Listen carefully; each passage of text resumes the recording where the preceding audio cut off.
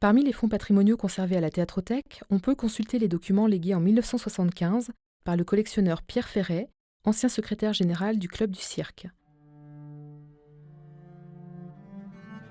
Ce fonds contient plus de 1500 documents, notamment des ouvrages sur le cirque et les animaux de ménagerie, sur le cabaret, le music-hall, la magie, dans des éditions rares.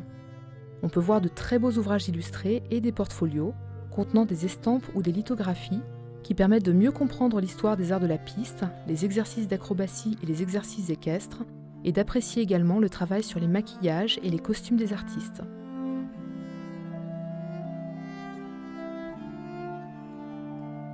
Pierre Ferret fréquentait les salles des ventes et achetait tout ce qui touche à son sujet de prédilection.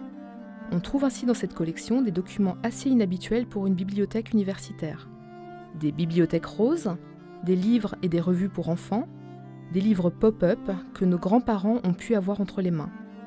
Nous poursuivons aujourd'hui ce travail de collecte avec l'acquisition de la littérature jeunesse ayant trait au cirque, qui suscitera peut-être des sujets de recherche, comment le cirque est raconté aux enfants par exemple.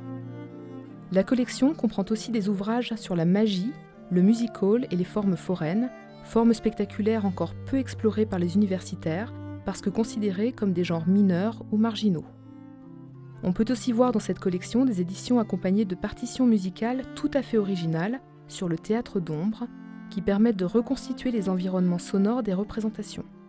Parmi les ouvrages anciens offerts par Pierre Ferret, on peut notamment signaler des ouvrages imprimés entre le XVIe et le XIXe siècle, comme le Panvigno, un traité en latin sur les jeux du cirque antique, imprimé en 1642, des traités sur la pantomime, et même des livrets contenant les textes manuscrits accompagnés de planches aquarellées, des spectacles donnés au Nouveau Cirque en 1895.